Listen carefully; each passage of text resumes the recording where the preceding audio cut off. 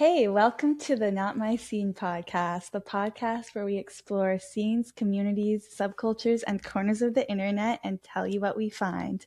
I'm Yarden. I'm Kaya. Welcome to the Not My Scene podcast, the podcast where we are eschewing the internet and phones and all devices unless you want to follow us on Instagram or TikTok at Not My Scene Pod. That's the only way you should really be using these Or devices, emailing though. us at You can email us at notmyscenepod@gmail.com.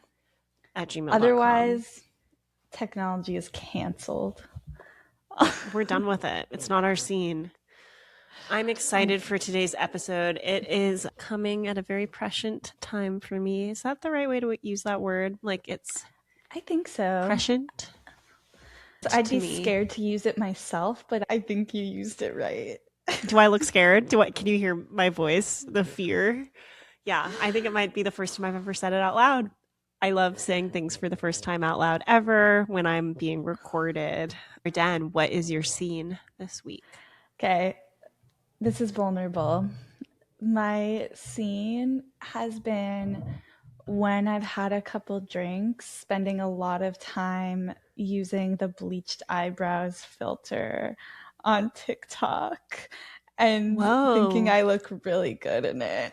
Wait, I think you would look really good. Really? Yeah, I like it. Honestly, this is maybe a weird thing to say, but I don't think that your beauty relies on your eyebrows at all. Like you would stand alone without them. I've never been like, God, she needs those brows. Like I think it would really look good. And you have such stunning eyes. It would be like ripping the frame off the Mona Lisa in a good way. Thank you. Yeah. You should do it. Should I? I might. So this is just me soft launching, bleaching my eyebrows, I guess. Yeah, you should do it. It's very like reversible. Like I feel like it would be easy to dye them back. I feel like I've never seen anyone do it and look worse. Which is funny. Gonna look worse sometimes. Like it's definitely not looks maxing. But I don't know. I feel like people look really cool with it. It's also like scary because people using this filter are like, don't trust it. It looks so much worse like than the filter makes you look. Like they might be doing something else to you. Yeah, that's probably true. Like I feel like that's the case with other things. Early days, like when you could try to different haircuts and hair colors on filters, you'd be like, this looks so good. But then you realize that also the filter was giving you bold glamour eyes, like with the blonde hair or whatever. Yeah. Yeah. And my other fear is like that I wouldn't be able to get them bleached enough and they would be like yellow. I mean, I also think that like shitty bleach yellow hair is in. Like with the Alyssa Liu of it all. We're kind of leaning into like brassy colors. And sometimes when I do it, I'm like, I literally look like Lady Gaga. Like, this is awesome, especially when I'm like a little drunk. And then sometimes I'm like, I look bald. Yeah, but that's not bad. No. How interesting that not having eyebrows makes you look bald. Like, what do you mean? A bald face. Bald is like... Bald is beautiful. No, bald is beautiful. I like it. I feel like it's looks maxing, but in a alien way. Like it's just... Yeah. It is beautiful. It's just different. I feel like I was also influenced going to the FK Twigs show because she's so alien. Yeah, I like the idea of it. I think you should do it. Thank you. We'll see if I do it. Okay, well, that's pretty much all there is to say about that. What? That's that. What's my scene? Yeah, what's your scene? Okay, this is really related to this week's episode, so I think it's just going to kind of blur into our discussion. But my scene this week is grayscale on my phone. And I will say that I think our conversation with August maybe has made me feel less like grayscale is my scene, but I have been doing it and I think it's very powerful. Have you ever done this on your phone? No, I should. Yeah, I should. Okay. independent of us doing this topic this week, I was just like, so I guess let's just get into it. I think this is gonna bleed into August discussion. Yeah. But before we decided to do this, I was kind of feeling down in the dumps about my phone addiction, as one does. And my friend Carly she had grayscale on her phone once and showed it to me. I had never heard of it before that, and I didn't do it when she showed me it, but it came to me in a moment of darkness last week or the week before.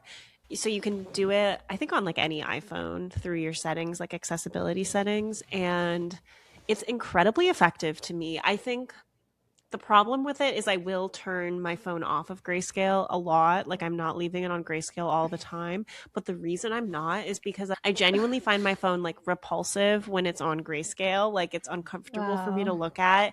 And it almost makes me feel blind in a crazy way where I'll be like, I'll receive an image and it's in grayscale and I look at it and I'm like, what am I looking at? It's like, I don't know. I don't know. There's something about it that I really don't want to text when it's on grayscale.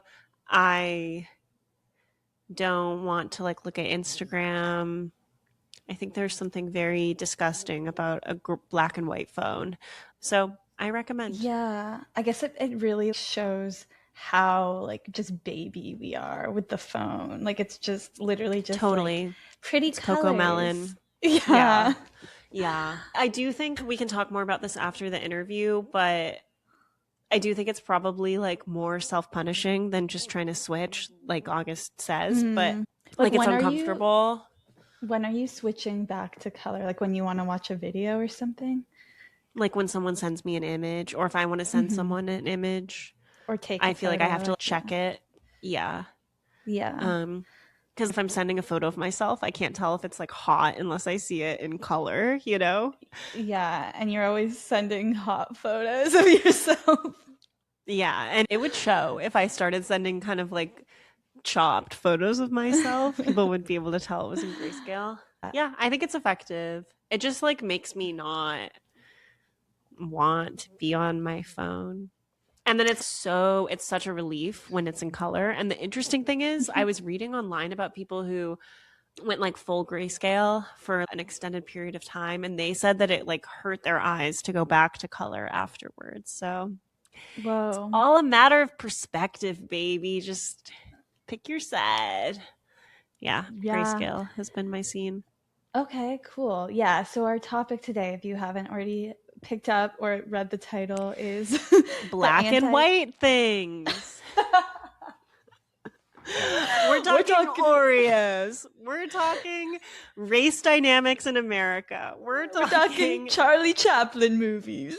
Charlie Chaplin movies, The Artist, the newspaper, cows, Pandas? pandas. Yeah. No, we're talking the anti-tech community. And I feel like this is so big right now. Obviously, it's been a topic for like years how we're all addicted to our smartphones, but do you also feel like just in the last less than a year even it's everywhere of people like the brick and like people giving tips on how to be on your phone less?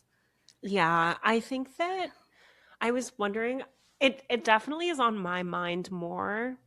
And I wonder if it is also in part due to our age because I feel like I'm starting to Mm. get like anxious about death and like my fleeting youth and how I'm spending my days, being how I'm spending my life or whatever. And like in the past, I used to think about that and be like, oh, I've been on my phone so much today. But like, I was 23. Like, I didn't care. I had a whole life ahead of me. Like, I can rot on my phone today. I have many days in the future to not do that. But I think there's like some confluence maybe with like us approaching or being 30 and also being like, whoa, do I want to keep being on my phone? Like, I think there's something Mm. about like fear of death that's making my phone addiction scarier to me right now.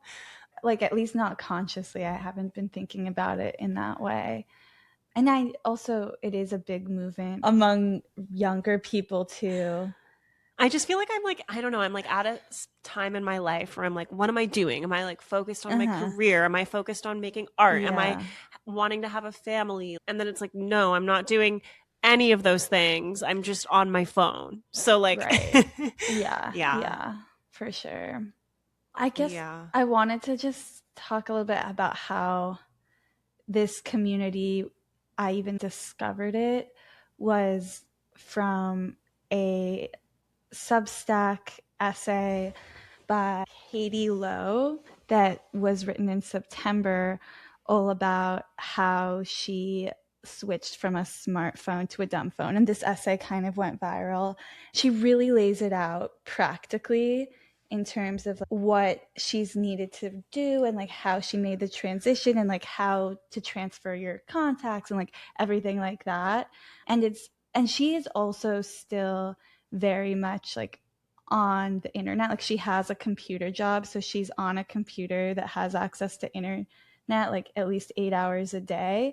But then she just doesn't have a smartphone. And she has an iPad too. So she uses the iPad every morning to She read the doesn't use a news. smartphone when she leaves the house, but she has four iPads. She has the new laptop that's like smaller.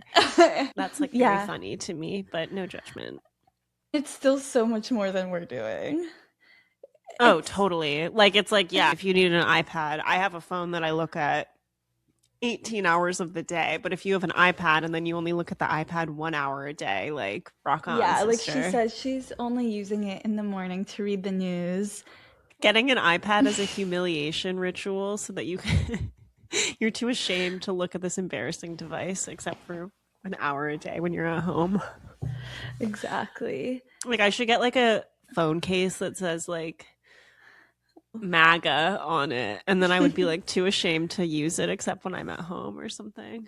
For sure. Yeah, so that was her approach. And then she like had a line in her essay that was like, I haven't gone like full no computer like August Lamm, and linked to this person August's Substack, where I then went into a big rabbit hole on August and what she's doing with getting rid of tech, which was super fascinating. So we interviewed August and we want you all to hear it. Yeah, a special analog delivery of some anti tech wisdom from August, delivered straight to the Apple Podcast app or Spotify app or however you listen to podcasts. Yeah. Should we play the interview? Yeah. Hey, August. Hi. Hey. To start off, would you mind just like giving a quick intro of who you are and what you do?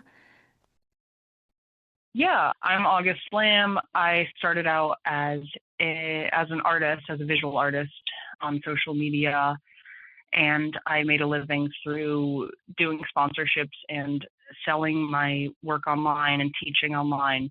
And then eventually I really wanted to get off social media because it had become my whole world, my social life, my career, everything. And so I started switching to a dumb phone, and then I eventually got rid of my computer and got rid of my Instagram and had to transition my career into more kind of traditional avenues. So print media and like having an agent and writing books and stuff like that, which took a while. And so that experience of trying to disentangle from the internet as someone who pretty much grew up with these devices made me want to help other people to do that, and also to raise awareness that it's becoming more difficult and less possible to do that, especially in certain areas or certain professions or stations of life or whatever.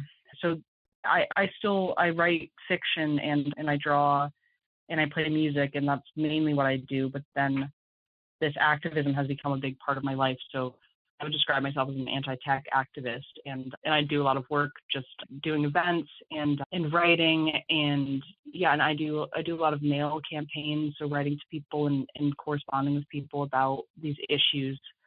Yeah, I think it's so cool that you have been able to have this career still where you're like creating art and working for yourself, because so much of what I see of people that are artists or writers or have like more of a freelance creative path is there's so much of that, like you have to do self-promotion all the time and be like super online. Yeah, but that's such a lie. It's just not true. And it's actually the opposite of true now, because if you think about every single person who's starting out as a visual artist and wants to do it professionally, being told that they have to start an Instagram account, that means you've got tens of millions of people starting Instagram accounts for their art. Like, that's not going to be effective at a certain point.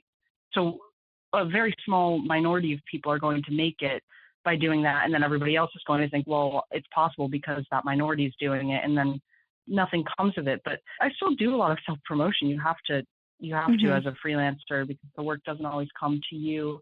But that just looks very different. It looks like going to events or reaching out to editors and asking for opportunities, or submitting my work to exhibitions in the case of painting, and talking to people and making contacts. But all of the work that I get now, all of the stories I publish, are from people I've met in real life and spoken to, or people who've come to my events and seen me there and liked my work. So it's none of it is from my online Yeah. posting or whatever.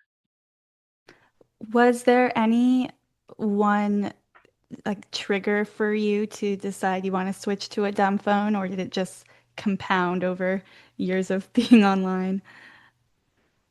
Yeah, I realized that it wasn't the type of thing that you can do moderately. Like, you can't step away and spend less time online and just have a more balanced life. I thought that was possible. I sort of suspected that maybe it was just in my head that I had to be online all day posting to stay relevant. And maybe that was just something I told myself because I was addicted. Once I started withdrawing from social media, all my numbers went down. And when I did post something, nobody saw it. And people would ask me, my friends would text me and say, "Oh, are you still doing art?" And it's like, yeah, I posted something yesterday, but you're not seeing it because I'm not favored by the algorithm anymore. So I realized it's this trap that you have to be putting in this time every day. And if you stop, then it punishes you. And that really freaked me out, that I was like, there isn't a path of just of posting once a week, or posting your best work once a month. I mean, some people do that, I'm sure, and it works, but for whatever reason, it was like all the numbers went down and nobody could see my stuff, and I stopped making sales when I dialed it back. So then I just was freaked Yeah. out by what was demanded of me. I didn't have control over my career. I realized that my whole career was owned by Instagram. Right. Yeah. And you say that this was something that you realized couldn't be done in moderation.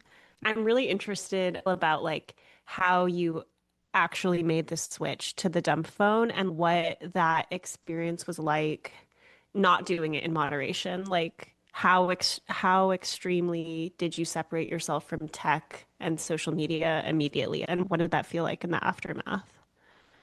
Yeah, I've talked to hundreds of people since I started doing this work about their moderate approaches to watching from their smartphone or from social media. And it it's agonizing. I've never heard someone tell a positive story like, "Oh yeah, I've made some moderate changes and it feels really good and it's easy." It's just like, I tried doing this, but it didn't quite work, and then I changed it, and then that worked for a second, but then I couldn't do it anymore, and then I broke the rule, and then I went back, and then I tried this different app, and I tried this different device, and it kind of worked, and maybe it helped, but I felt really anxious, and like, none of it works. And so I realized just through doing it that once I got rid of my smartphone and I was just on the dumb phone, and when I left the house, I didn't have the option to check Instagram or to post to Instagram or anything. All the anxiety went away. It's not like I was out thinking, how is my post doing? I still had social media at that time. So I still kept Instagram for years after I got rid of my smartphone, but I wasn't posting or checking when I was out of the house. And that changed everything. It made it so even when I was home, I wouldn't remember to check, which blew my mind because I would check like every few minutes when I had a smartphone. And once I just broke that cycle and that impulse to check, then I stopped having it. And weeks would go by and I'd be like, "Oh, I should check Instagram," and then I'd forget. But it was never like that before. I was checking truly every few minutes for years. So it's just getting rid of my smartphone, and that's why I harp on the smartphone so much, because everyone wants to talk about like big tech and social media and everything, and that's important.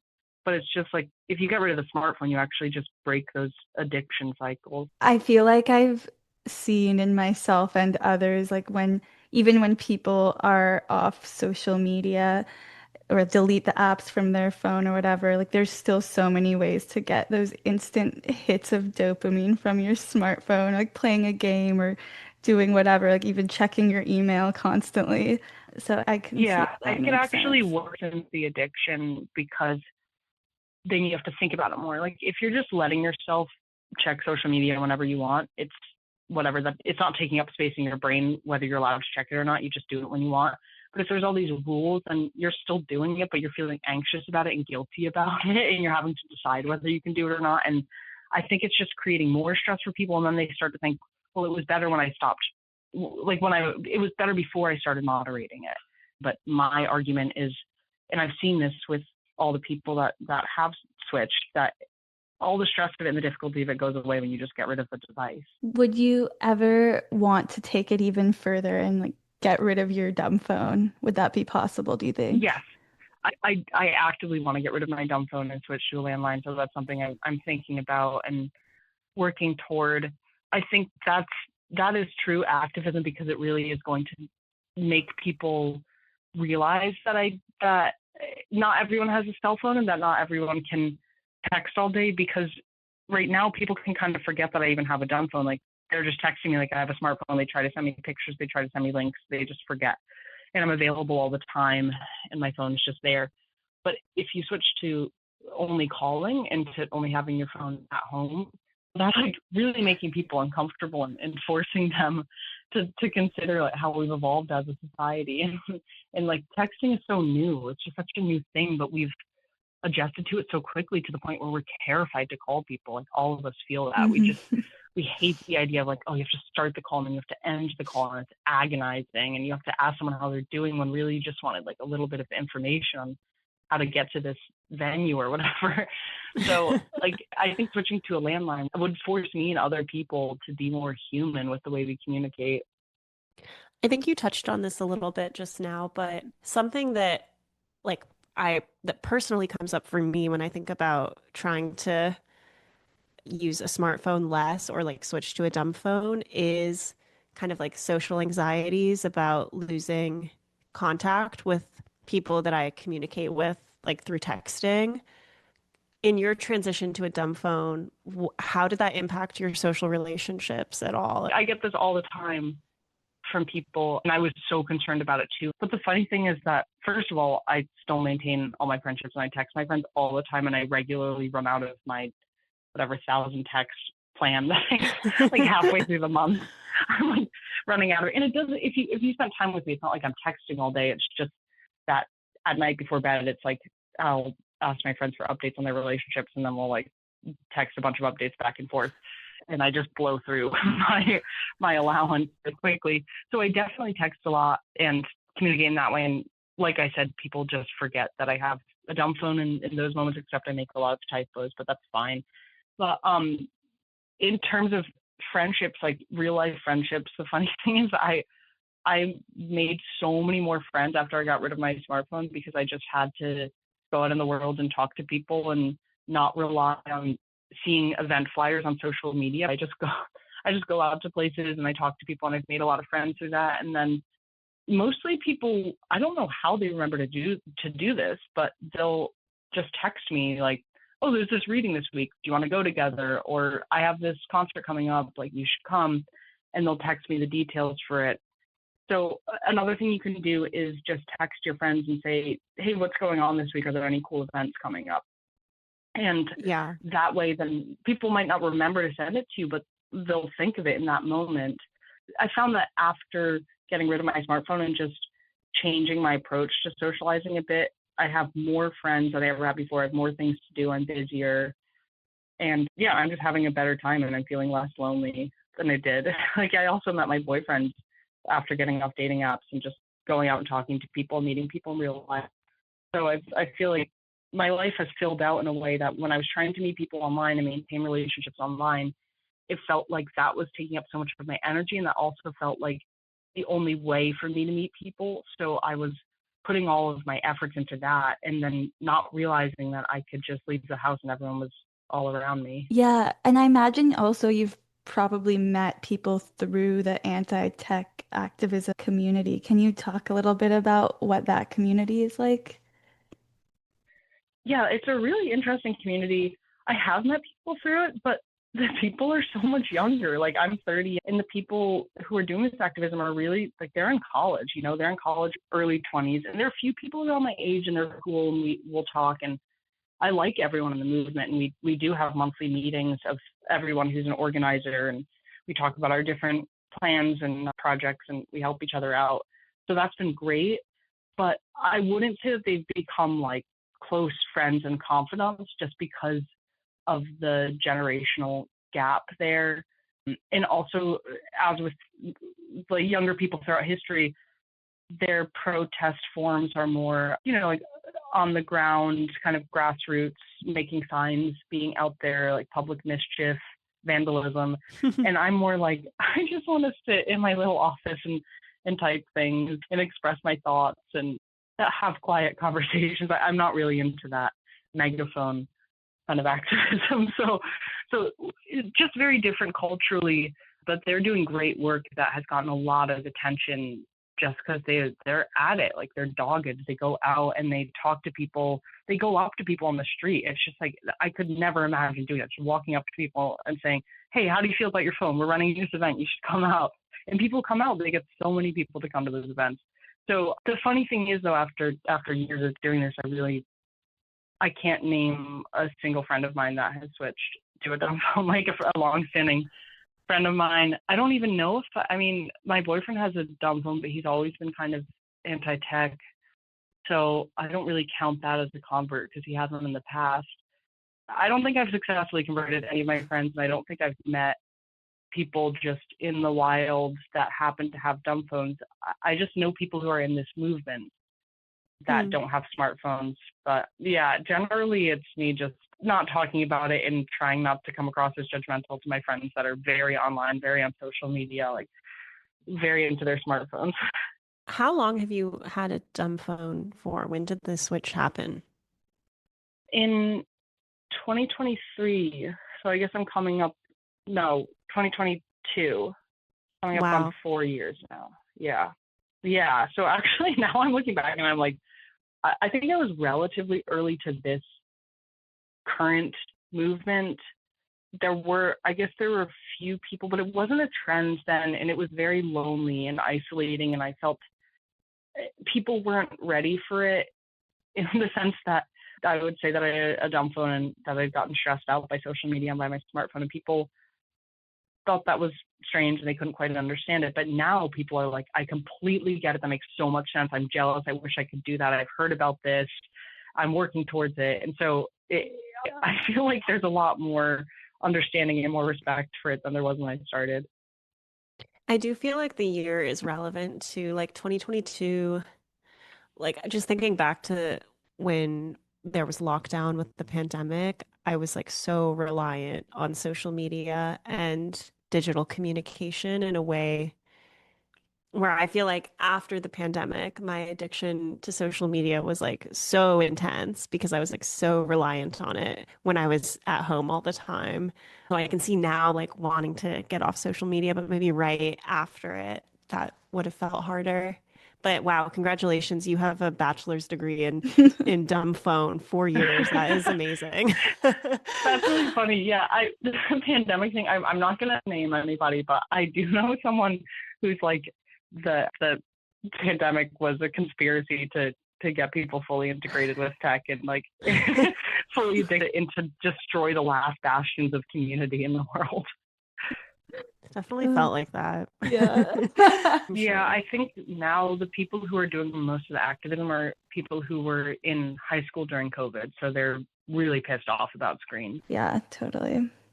Yeah. Do you ever use a friend's smartphone just for something quick? And I feel like that would feel super weird. I will sometimes, it's only really because I don't want to inconvenience them by doing it my way. Like my way would be, okay, we're gonna go out to like this place and try to find a map, or like stop in at a library, or go to this bookstore and like they have maps of New York in the bookstore and we can look it up, or like ask somebody. And if I can tell that the person I'm with is a little uncomfortable with that kind of stuff, I don't want to make a big fuss. So like, sure, they can look up the thing on their smartphone. But the funny thing happened yesterday because I've been waiting for this moment. I think it finally came, which is that my friend looked up the bank for me to take out money, and handed me her smartphone to show me the map. And I like couldn't figure out how to use the new map. I was like, wait, how do I exit this and go back to the directions? And it was the first time I felt like that, because I feel like this stuff becomes so intuitive and we're kind of native to this. And it made me really excited. It made me excited that there's a future in which I'll be like, I truly do not know how to operate a computer or a phone anymore. Like I'm not being difficult. I just really don't understand this, because I don't like, at this point, I feel like I'm still above average in my tech abilities, and I don't like that. Yeah. Yeah, that'll be crazy. And you're like, I have no idea how to work any of this. It's so fun Yeah. hearing you like just list a few of the ways that you would do things your way. My brain is just so not wired right now to consider going to a bookstore to look at maps to get Hmm. around, but that's awesome and Oh, I inspiring. do that all the time at bookstores. Like I had to do this paper mache project recently, and you can look up just how to do paper mache, and it's like whatever, water and glue. But I just didn't remember exactly how to do it. And so I went to this bookstore and I was like, are there books about paper mache here? And they were like, I don't know. You can look in the kids craft section. So I went to the kids craft section. There was this one book that was like, it was this vintage, it's from like the 1980s or something, and it was like fun craft to do with kids. And then they had a little section of paper mache, and I got the info, and then I left. That's awesome. Yeah, Uh-huh. I read one of your Substacks, kind of taking you through a day and like all the different things you do to just like live. But I'm curious more about like your current practice. Like, how often are you going to a library, checking your email? What is your writing process look like right now? Well, I've gone through different phases. I did have a period where I was just going like once every week or week and a half, and that was really fun because I could just forget that the internet existed. But then, ironically, in the lead up to my anti-tech book coming out this fall, it's been so intense, like just back and forth. And it's been some late night stuff where it's like I'll have to take my boyfriend's computer and like go out to the street where there's internet, and like answer an email at 9 p.m. because they're like, we need final approval and this is going to print tomorrow. And in those moments, I'll go out and I'll put like sunglasses on, because I'm like, if somebody sees me with a computer on the street, they're gonna think I'm a total liar. So yeah, it's just been like really really intense these past few months with edits for my book, and it hasn't been a level that I like or I'm comfortable with. But I think when my book comes out, as weird as it sounds, like there is a kind of privilege in having a big career moment, because then I'll have my publicist like checking emails, and things will just, like, I don't think I'll have to be on the computer. I think I can just delegate tasks because I'll sort of be the star of the show for whatever the month around my book, like my book launch. So I'm excited for that, but that's its own kind of demand, because then I'm just going to have to be at in-person events a lot. But I've really hated having to review like PDFs and Photoshop files and text things so much over the past few months. And I had to spend so much time looking at the screen when I was writing my book. So I wrote it longhand on paper, but then I had to go to the library to type it up and to do edits. And so that was just like days in the library, and you only get one computer session a day and you can't interrupt it. So you have to come in with like a bunch of protein bars and like protein shakes and just sit there. You're not allowed to eat in the library, so you have to do it really surreptitiously. And then you have to go to the bathroom, and you're like, great, while I'm in the bathroom, somebody's gonna like take over my computer and delete all my work. And it's so stressful. Yeah, that sounds really stressful. At a certain point, and this is really a privilege that I guess people are using AI for at this point, but would love to just have an assistant, like a college student who does all my computer tasks for me, so I never have to go online. But then I feel like that isn't actually activism, because it's not something a normal person could do. Like the point of activism is to pave the way for regular people Right. who aren't doing this as a job to be able to log off. Yeah, like I feel like there's some like CEO or something that like never goes on their phone because they have an assistant that does everything. Right. Plus, it's kind of like subjecting someone else to like double the tech. Yeah, but I feel like these kids these days are just on it so much that Yeah, they Yeah. might as well if they're get getting paid. paid, they don't Yeah. care. And it Yeah. is different. I do think it's different for work. Like, I'm not getting the same dopamine hit, like rush when I'm checking my work email than when I'm like doing things personally. So maybe Yeah. there's like separation there. What would you say has been like the most surprisingly difficult thing and the most surprisingly easy thing about not having a smartphone or computer? The difficult thing is hard because, well, for two reasons. One, because it's not as difficult as I thought it would be. And two, because you just get so used to it that you're like, that's just life. It has to be that way.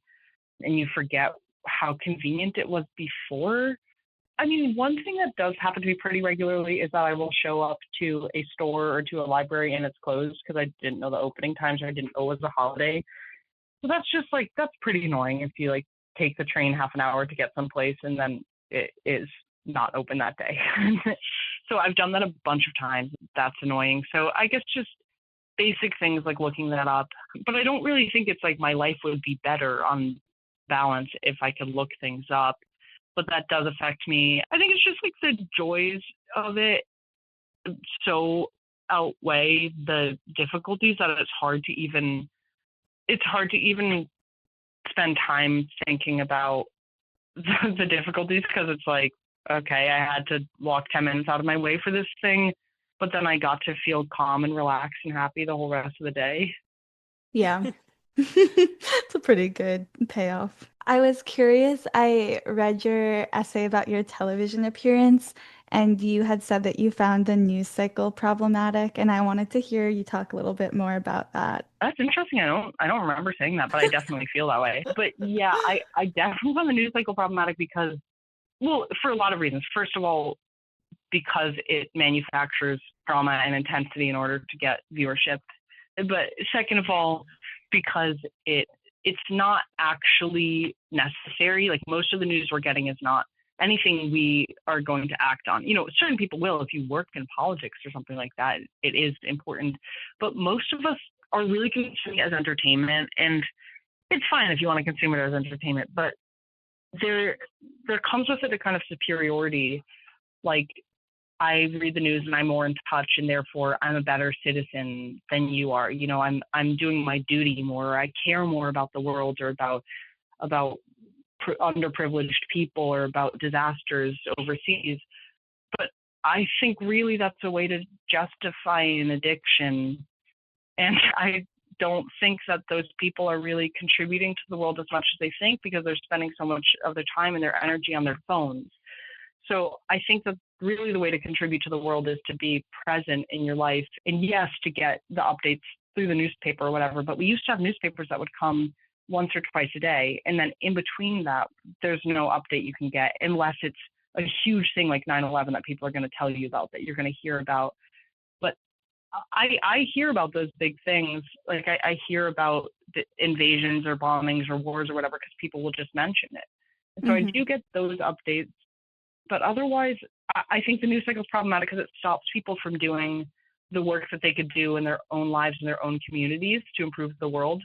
So if you have, let's say, you know, a community that's pretty disconnected and there isn't a lot of like warmth and friendliness there, and people aren't working on like local infrastructure, but everyone there is following every update about a foreign war, meanwhile not helping fix the crisis overseas, but just like hearing about it and feeling involved and important, but not thinking about their local issues and the people around them. I think that makes for a pretty unbalanced and confused world.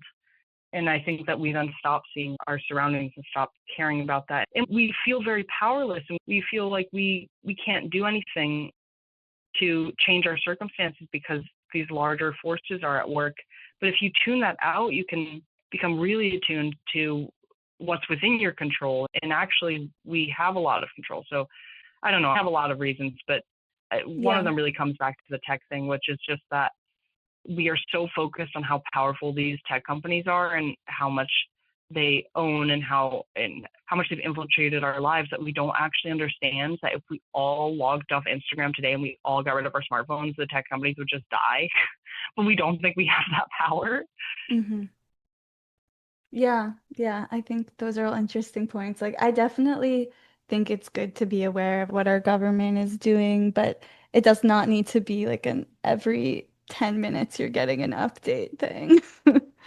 Yeah, it's the Totally. frequency. That's what I mean about the cycle is like it's good to get an update. I totally respect people reading the newspaper once a day or once a week. I can't do that because I wouldn't be able to do my other, like I couldn't write my little anti-tech essay or my short story if I were freaking out about atrocities. But somebody Mhm. needs to know about the atrocities. Like we do need to know about it so there's accountability and so we can do things to stop them, change them, of course. So I don't think it's inherently problematic to read the news. I think that the phone alerts are crazy. Yeah. Yeah, that's just such a major disconnect of getting all of this news all the time, but not being able to do anything about it. Like we're so connected, but we have so little power when we're consuming news I in think that way. it really benefits the larger forces like the governments and the corporations for us to feel on a regular basis like we can't do anything. And because then it just gives us this kind of cynical, defeatist attitude towards the world. Yeah. What other technology is in your home? Like, do you ever watch TV or movies? Do you have like screens at home or? I have a CD player and a record player and a microwave. The introduction of my boyfriend into my life last year changed a lot of things because he has a computer. And so then we got an external DVD thing for his computer, and then sometimes we'll go to the library and get DVDs. Mm. But the thing is, like, we're both freelance artists. Like, he's a musician, and I feel like what often happens is will start a movie, and then it's just hard for us to find time to finish the movie because it's like we want to work on our stuff that night instead. So there are some movies that we really liked and we were getting into, and then we just had to return them to the library because we never finished them. So but I did worry when we first started watching them, like, oh, we're gonna become like other couples that just sit around and watch Netflix all day instead of talking or working on anything. So that was a big change for me. I'm still not really sure if it's a good thing, although I have really enjoyed the movies. They're a lot of fun. But we're watching like one movie a month maybe. So it's not horrible. But like I think if I had kids I wouldn't have a TV or any movies in the house at all. Like I think it would be like we go to the movie theater if you want to see a movie, but at home it's just you're present and not looking at a screen. But I listen to the radio a lot. I like the radio and I listen to audiobooks that I get from the library. Do you have a way to consume audio media when you're out and about? Does your dumb phone have music or audiobook capabilities, or is that something strictly for home? Mine doesn't. You can get a dumb phone that does, and you can also get a portable radio or a portable CD player or whatever. But I just don't believe in it. I think when you're out in the world, you should be thinking your own thoughts or being available to other people or being present. Like I think we just stuff our minds with content all day, and we never get any time to reflect. Yeah, that's something I've been trying to be more conscious of because I noticed like I was always filling my ears with something and making it hard to have time to think. Yeah.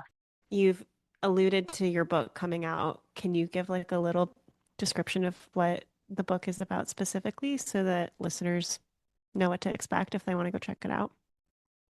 Yeah. So it's called very simply, You Don't Need a Smartphone, which I kind of wanted a more poetic title than that. But I think it is good because even if you don't pick it up or you don't buy it or you do buy it but you don't read it, like the message is still there.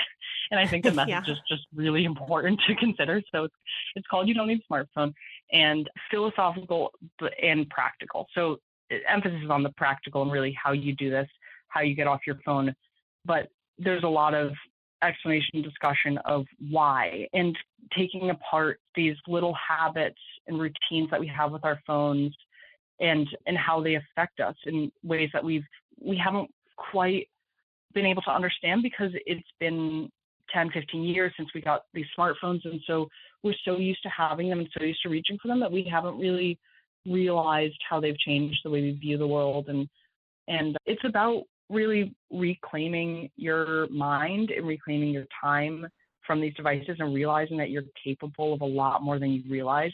And so I discuss that in a historical way and a philosophical way, but I also discuss it in a practical way. Like, okay, you think that you need maps or you think you need dating apps or something, but you actually don't. And here's how I live without it. And so it's about replacing every function of your phone with some sort of object or routine. But it's also sometimes about letting those functions go and be like, okay, so you can't you can't record videos all the time unless you carry around a video camera. But so how is that going to change your life? Or if you can't listen to podcasts, how is that going to change your life? You can listen to podcasts at home, but if you're out and about, what does that look like? Is there a benefit to it? Does it just suck? And so walking people through every part of my life that's changed since I got rid of my phone and how much better it is, but also why it's important that we do this now and what will happen if we don't think about getting off of our phones now. If we just keep accepting every new change and every new development, every new intrusion, then what kind of world are we going to be in 5 or 10 years when none of us like this technology, but we've all consented to use it? I can't wait to read it. Same. I'm excited. You said it was coming this fall. Yeah, it's coming out in October. Cool. For people who are interested in transitioning to a smartphone less lifestyle, what would you say is step one? Getting a dumb phone and at least using it when you leave the house. So you can Okay. keep your smartphone. You don't have to transfer everything. You don't have to change your whole life. But just when you go out, put your SIM card into your dumb phone. I know everyone says, oh, but I have an eSIM. So you're going to have to go to your cell phone provider and ask for a SIM card. It's slightly annoying, but it takes less time than wasting your life on social media and scrolling on your phone. And then you put it in the dumb phone and then you go out and you can still get your text. You can still coordinate with people. So I find a mistake people make is they're like, I'm just going to leave my smartphone at home and that's how I'll start. And then they get really frustrated because they can't talk to anyone and they get lost and they're confused and they can't tell their friends they're going to be late. So just get a dumb phone, start using it outside the house and see how that feels. And then it'll probably definitely feel really good. And then you might start to have the feeling of going home and like binging on media. And then you can be like, oh, well, actually, I can take this away and then always feel as good as I feel walking around with my dumb phone. So that I think is the way to start. Okay. Sweet. Okay, well, I know you have to go in a few minutes, but is there anything else you Yeah, want to share with people about where they can find you or anything like that? I have a newsletter. It's on the internet, but I am eventually going to have a physical newsletter, a mailing list. You can send me your address if you want to be on the mailing list. And then, yeah, and then my book. So those are my projects. Cool. Awesome. Thank you so Thank you much, so much, August. August. Yeah, thank you guys for having me.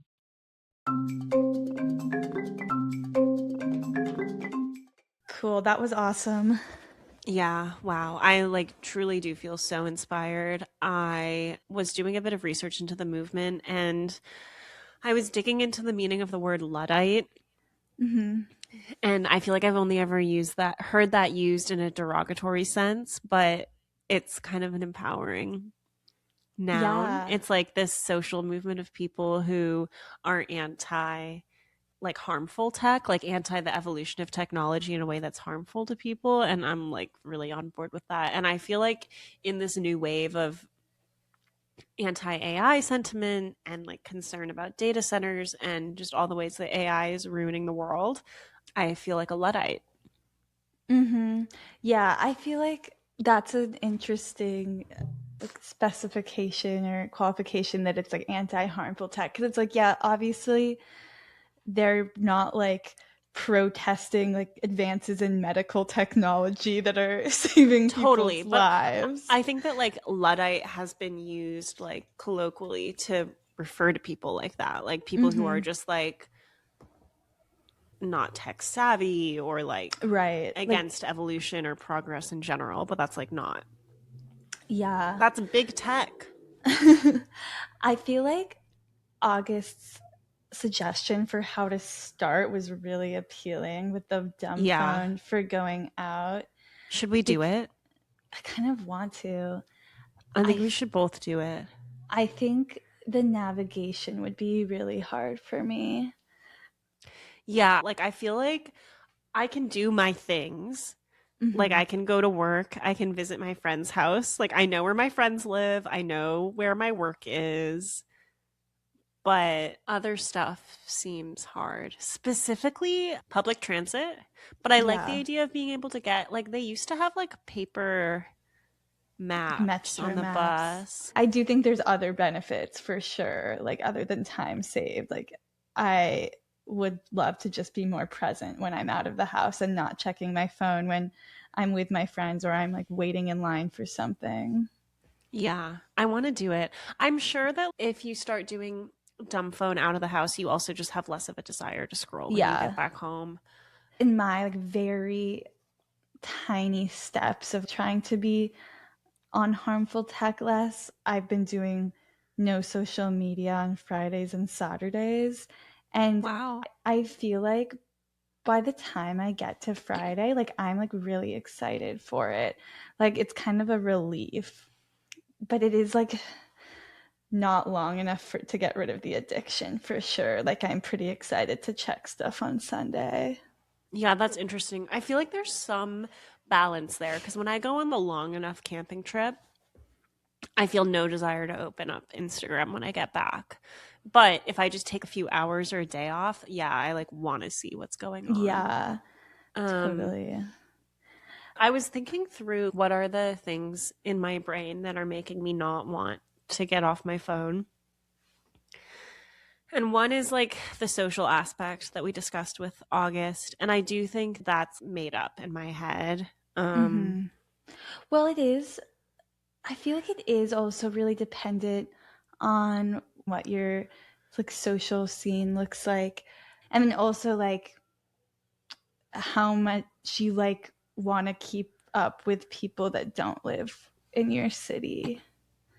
Yeah, at first I felt like keeping up with people long distance would be hard, but wouldn't it be like so much more meaningful to just have a phone call once a month instead of like kind of texting this person like all the Right. time? The first person whose Substack I read, Katie, who is less extreme than August, she will use like iMessage and things like that on her computer, like her personal computer, but it's just more of a thing where you like check it once a day. And then that's kind of fun too. Especially Yeah. like thinking about how we used to communicate. I remember when you lived in California for a couple of years, like when we were in middle school, we would send emails back and forth. And it wasn't like we were texting constantly throughout the day, but it Yeah. was like so fun to, check once a day or every other day and have a long email and get to like draft like a response So back. fun. Like talk about addiction and dopamine. I remember being on a family cruise to Alaska and being like so excited to get to a computer where I could check my email and like G chat my friends like once every few days. Um Yeah. and like opening my phone never feels that good. The other like big fear I have is thinking about like how being off social media would distance me from like the culture Mm-hmm. and what's going Totally. on. But when I start thinking about what that would actually look like practically, like at first I was like, well, how would I like stay up to date with like fashion? But it's kind of silly because that's like the way that you engage with fashion is by looking at people around you in the world. And then like Right. movies, you can still just like, go see movies. Like you don't need social media to tell you about that.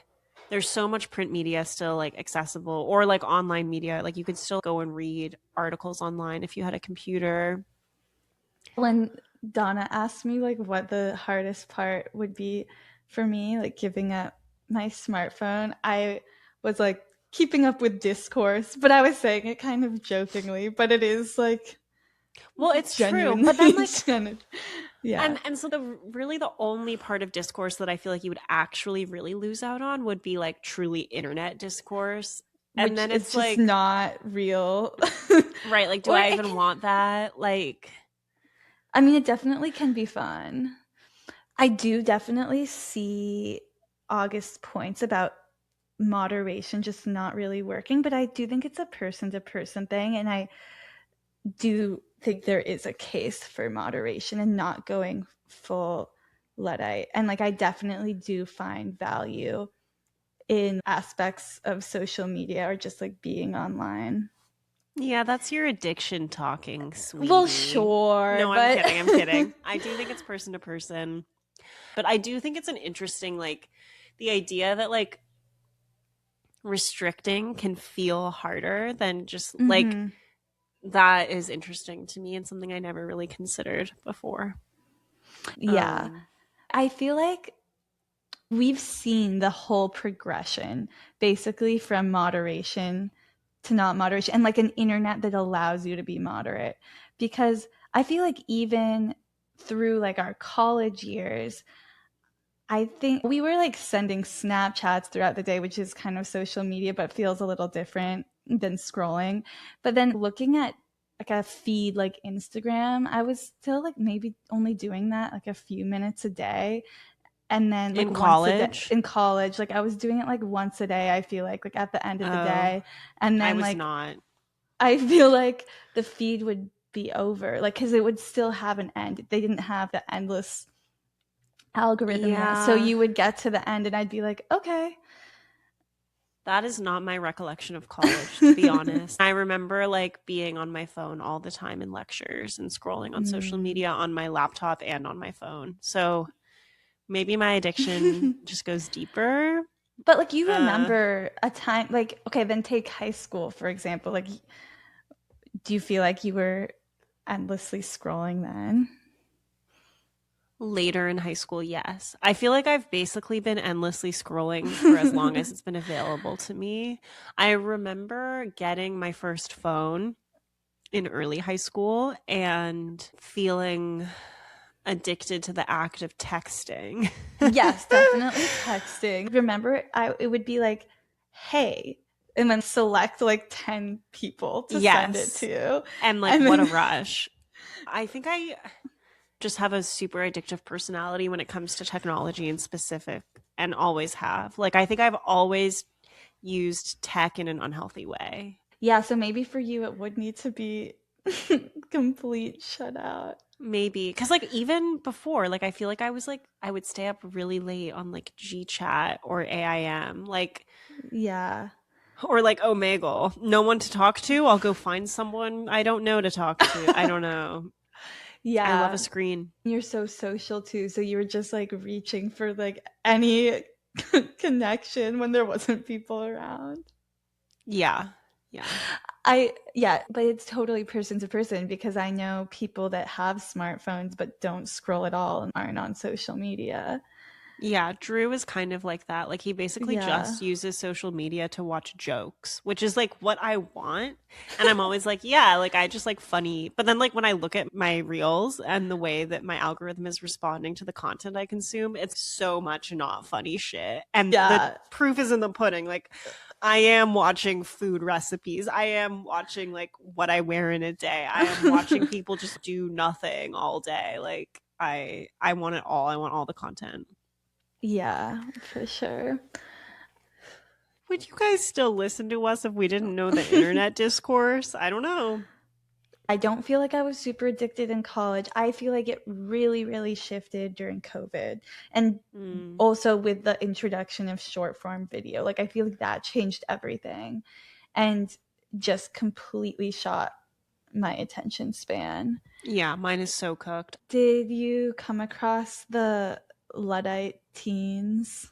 I did. So I watched some videos about that. I was having trouble honestly telling how big of a movement it is or whether it's just something that like traditional news media really locked onto as like a good story because I saw like a few Right. different like KRON like tonight at 9 Luddite teens, and it's like this group of teens in New York, but it's hard for me to tell because also like maybe there's not that much information about it online because they Mm-hmm. are not online, but I thought it was a cool idea and I'm impressed with the teens. What did you see about the Luddite teens? I read the articles in the New York Times and I went to their website, which is really minimal, but it lists like all of the chapters.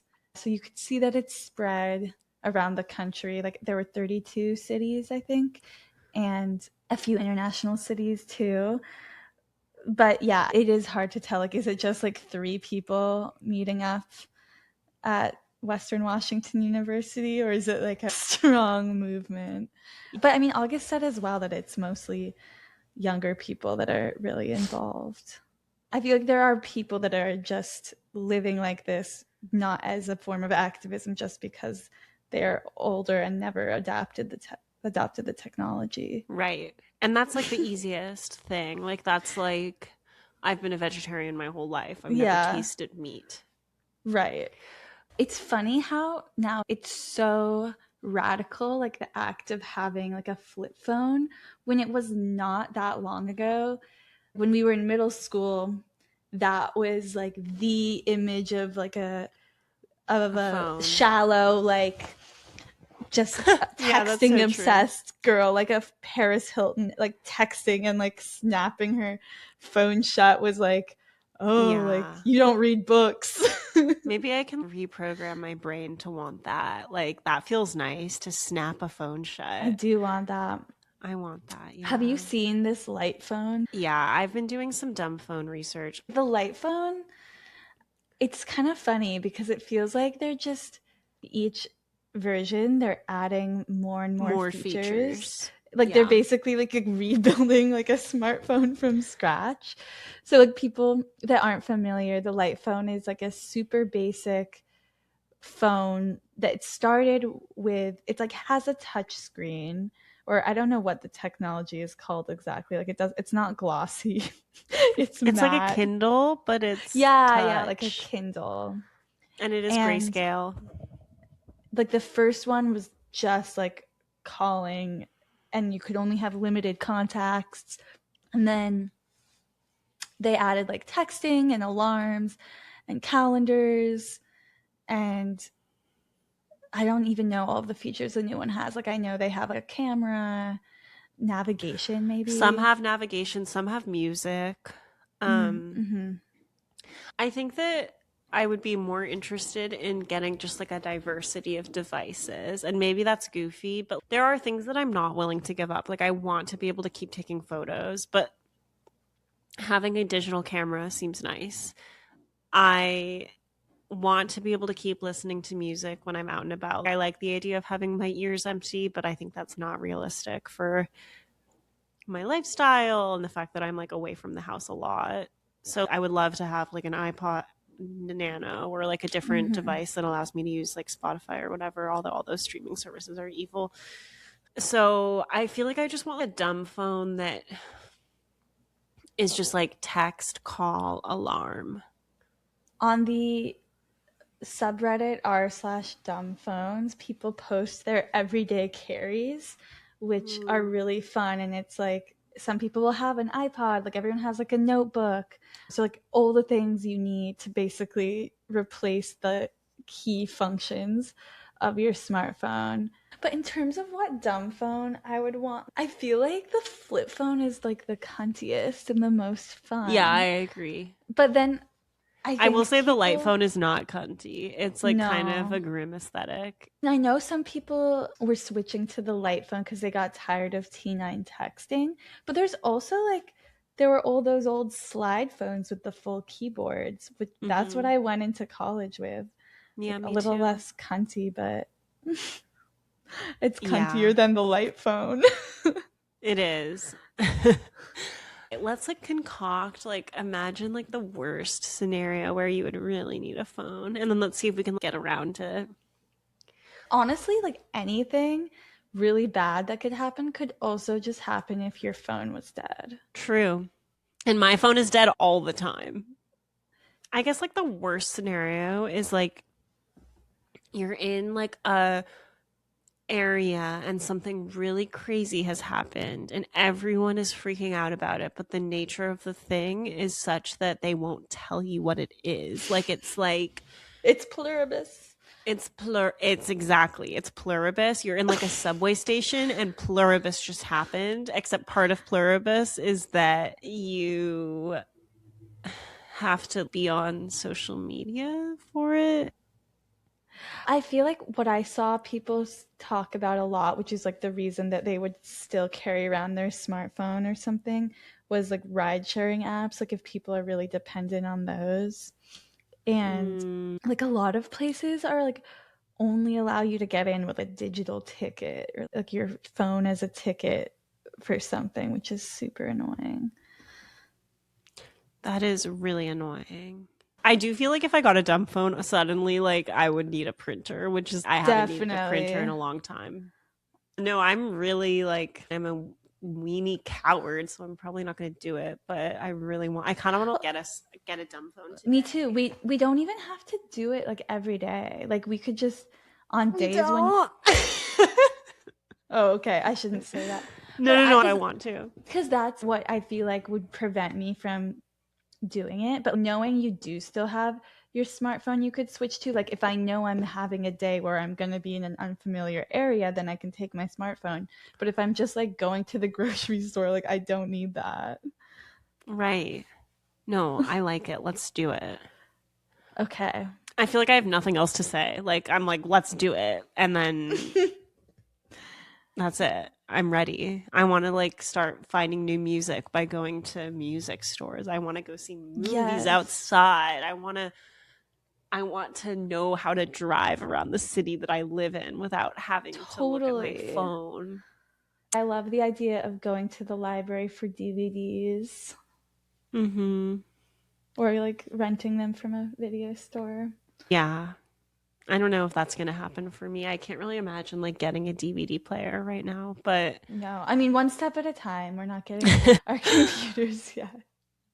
Yeah. No, we should get dumb phones. Let's find a cool flip phone and each get it. Okay. And then so it's our scene.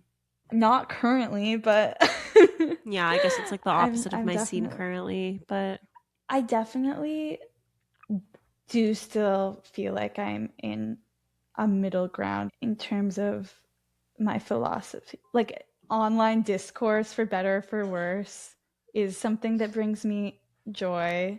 And like the fact that we have the internet and inside jokes that are shared like across people that I don't know, like I love that, and I find it really fun. So I don't think I see myself like completely disconnecting ever, but I am very interested in the idea of having a dumb phone that I use out of the house like a lot of days. Yeah, I agree. Like I do feel like so much of my humor comes from the internet. Yeah. But I think there's a middle ground. Like when I think about like my memories as I reflect on the year each year, I just like never remember internet things really. I remember like internet phenomenon, but not like online interactions that I had. And so that's like really what I want to pare down. Yeah, like the meaningless interactions and just like being rage baited every day. Yeah, and I don't know. I genuinely can't even provide an example of the dumb shit I'm watching on Reels because it's so nothing. Like it's so... Yeah, just like losing brain cells. It's like someone making... like pouring cereal into like plastic containers. That's like restock. Yeah. Okay. Thanks, everyone. Remember to follow us on Instagram and TikTok. Email us at notmyscenepod@gmail.com. Subscribe on Spotify, Apple, rate us, and text our link to all your friends and internet friends. Oh, and we also have just joined the Snap Map community, so follow our locations there. I loved when I was like, what technology do you have? And Autumn was like, I have a microwave. I'm like, I would end up being desperate and like staring at the time on the microwave. Totally. All right. We'll see you guys next week. See ya. Bye.